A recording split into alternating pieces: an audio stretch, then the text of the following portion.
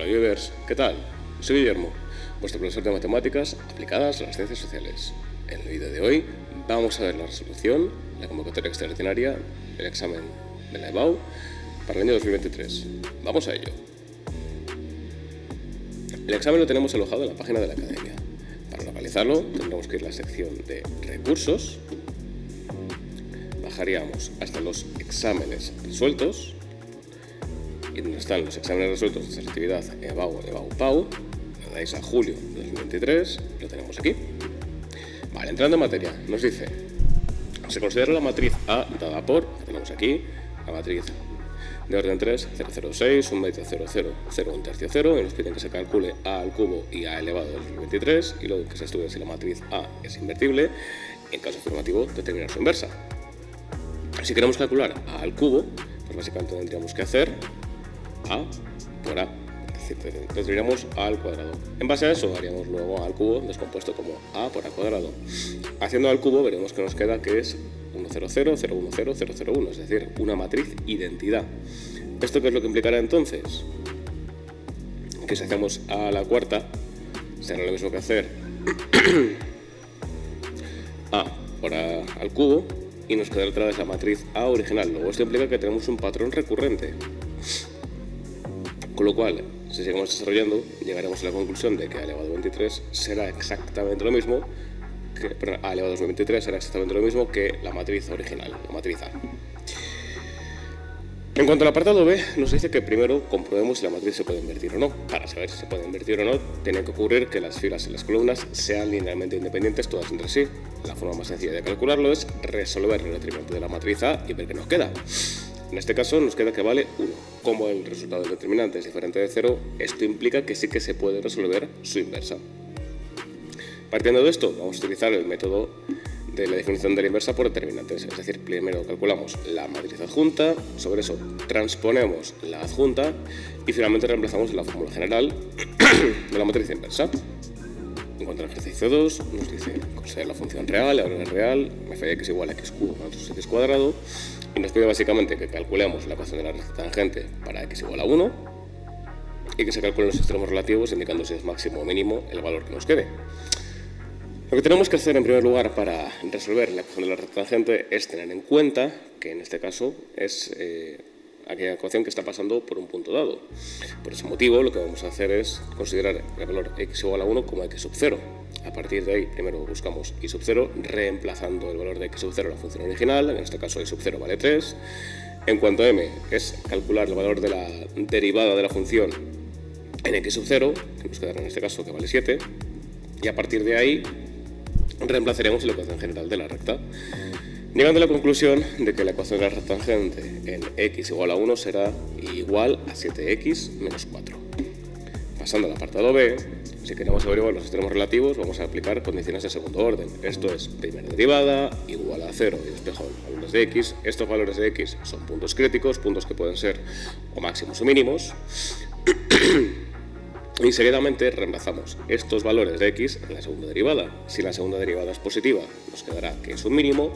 Si la segunda derivada es negativa, nos quedará que es un máximo. En este caso, si hacemos la segunda derivada en 0, quedará con un resultado positivo, es decir, que tiene un mínimo de x igual a 0. Y si lo hacemos con menos 4 tercios, nos quedará que es negativo, indicándonos que tenemos ahí un máximo. Pasando todo al tercer ejercicio, nos dice, considera la función real de valor real, f de x igual a ax cuadrado más 3 si x es menor que 2 y e elevado a x si x es mayor o igual que 2. Nos pide que se calcule el valor del parámetro real a para que la función f de x sea continua en su dominio. Luego que se calcule el área de la región acotada del plano delimitada por la gráfica de f de x, el eje de abscisas y las rectas x igual a 2 y x igual a 3. Vale. Si queremos comprobar que la función es continua, tenemos que aplicar la definición de continuidad, en este caso para x igual a 2. Esto es comprobar si la función en 2 es igual a los límites laterales cuando x tiende a 2.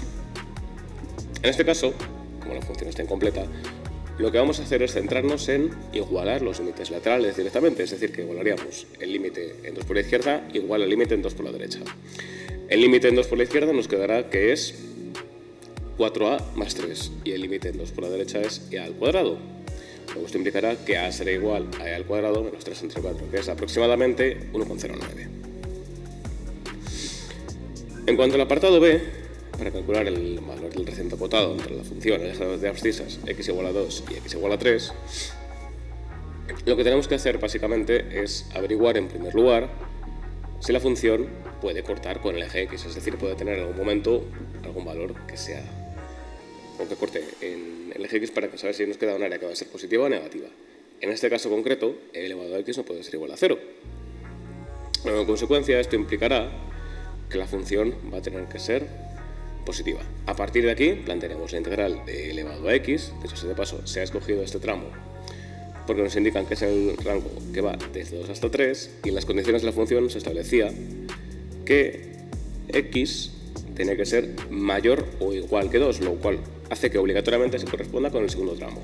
A partir de aquí sería resolver básicamente la integral de elevado a x entre 2 y 3, la ponemos en valor absoluto por si pudiera quedar negativo el resultado, y esto se va a traducir en e elevado a x como resolución inicial de la integral. Aplicamos la regla de Barrow, es decir, la función en el número mayor menos la función en el número menor, es decir, e al cubo menos e al cuadrado, y nos queda aproximadamente 12,69 unidades cuadradas. En el siguiente ejercicio nos dice: un estudio europeo sobre hábitos alimenticios y actividad física indica que el 27,4% de mujeres españolas mayores de 16 años practica semanalmente alguna actividad física durante al menos 150 minutos y que el 65,1% consume de 1 a 4 porciones de fruta o verdura al día. Además, el 73% de estas mujeres dedica semanalmente al menos 150 minutos a practicar alguna actividad física o consume de 1 a 4 porciones de fruta o verdura al día. Calcula la probabilidad de que una mujer española mayor de 16 años al azar dedique semanalmente al menos 150 minutos a practicar alguna actividad física y consuma de 1 a 4 porciones de fruta o verdura al día. Apartado B, no dedique semanalmente al menos 150 minutos a practicar alguna actividad física, sabiendo que no consume de 1 a 4 porciones de fruta o verdura al día. Vale, para hacer este ejercicio, lo más recomendable en primer lugar, antes de hacer nada, es que definamos los sucesos A y B. Suceso A, que realice alguna actividad física durante al menos 150 minutos, en este caso 27,4%, o lo que es lo mismo, 0,274. Suceso B, que consuma de 1 a 4 porciones de fruta o verdura.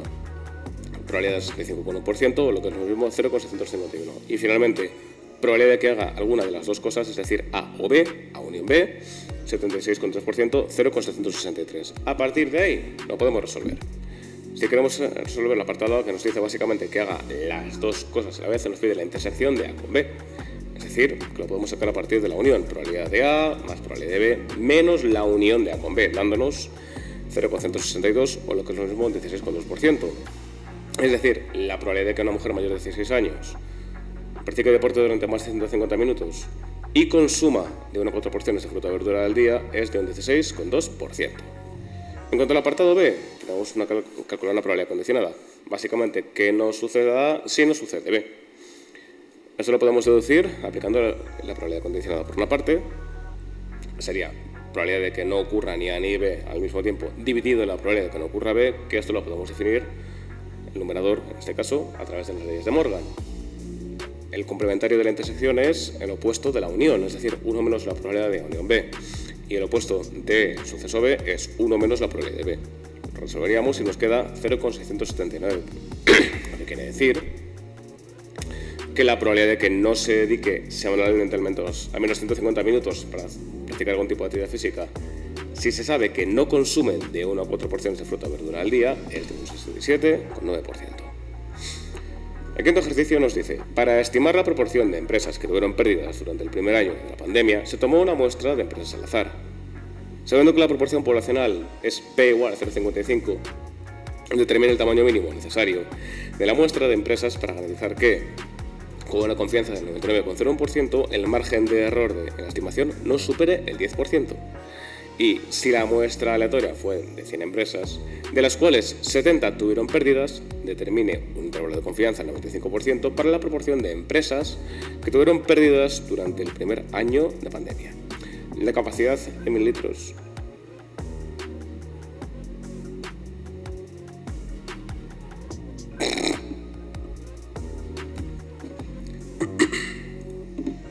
Pasando al quinto ejercicio, nos dice: para estimar la proporción de empresas que tuvieron pérdidas durante el año de la pandemia, se tomó una muestra de empresas al azar.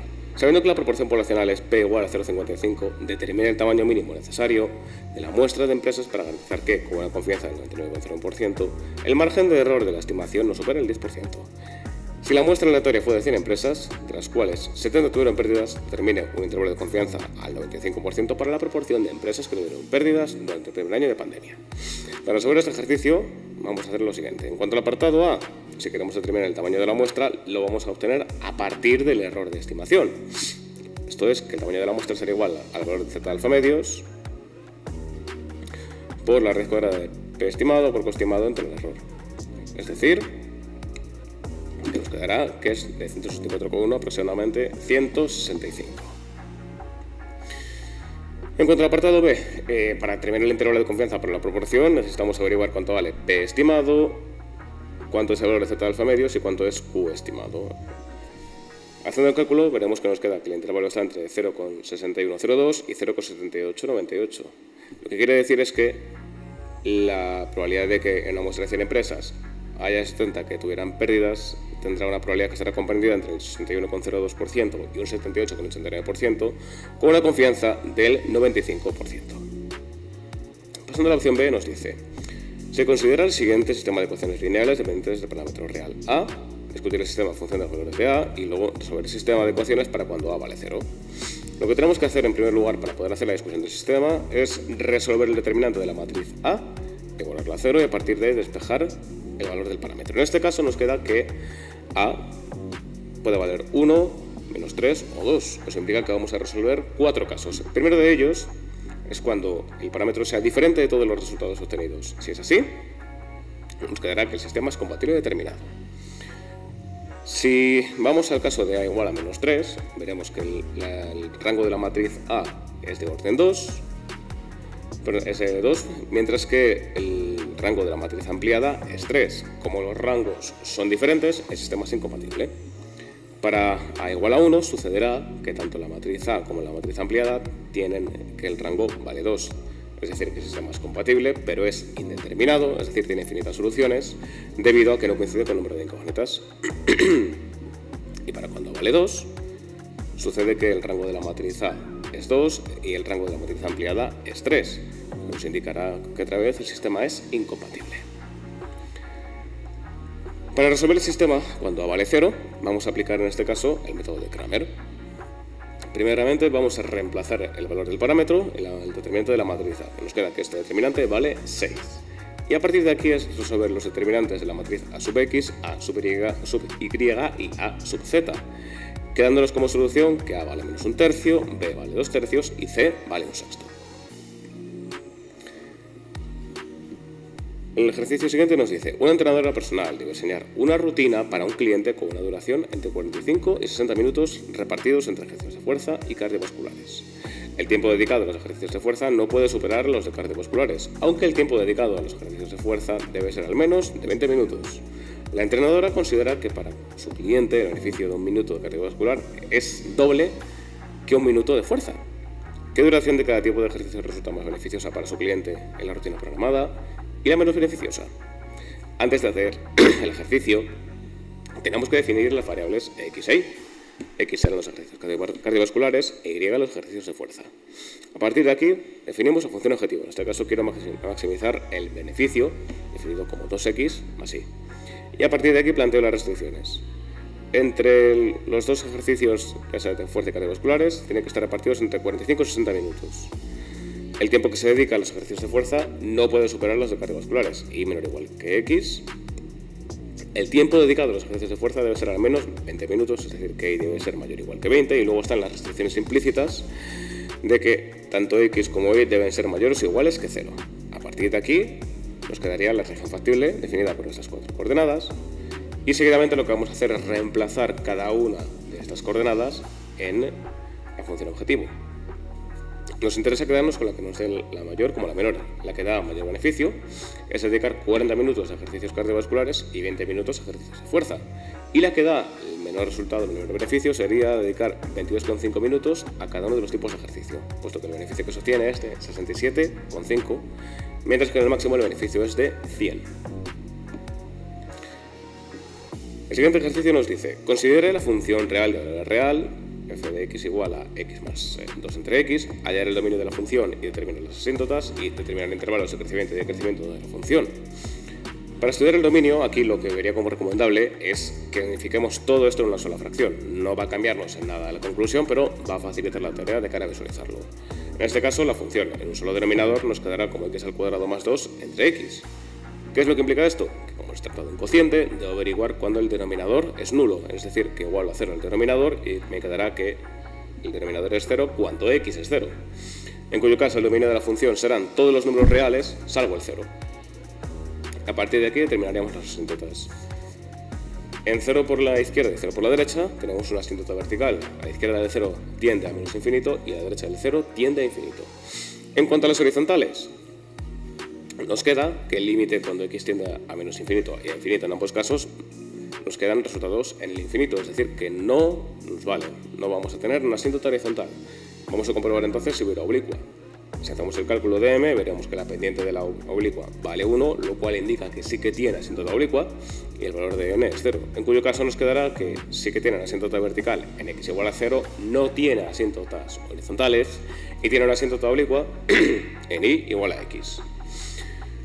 En cuanto al apartado b, si tenemos que determinar los intervalos de crecimiento y decrecimiento de la función, lo que hacemos en primer lugar es, aquí lo que recomendaría es determinar la primera derivada de la función, la igualamos a 0, y en base a esto despejamos la x. Nos quedará que x vale más o menos raíz de 2. Sobre esto tenemos que hacer intervalos que consideren, por una parte, los puntos que anulan el dominio, en este caso x igual a 0, y los puntos críticos, raíz de 2 menos raíz de 2. A partir de aquí haríamos las sucesivas divisiones en intervalos, teniendo en cuenta que justo en el 0 no tenemos ningún tipo de posibilidad de representar nada. ¿Qué es lo que implica esto? Que tenemos que ver qué sucede a la izquierda del 0 y a la derecha del 0. A la izquierda del 0, vamos que pasa de ser creciente a ser decreciente, mientras que a la derecha del 0 pasa a ser decreciente a ser creciente. Luego esto indica que tenemos como intervalos de crecimiento de menos infinito a menos raíz de 2 y de raíz de 2 a infinito, y como intervalos de decrecimiento de menos raíz de 2 a 0 y de 0 a raíz de 2. En menos raíz de 2, como pasa de crecer a decrecer, tenemos un máximo, y en raíz de 2, como pasa de decrecer a crecer, tenemos un mínimo.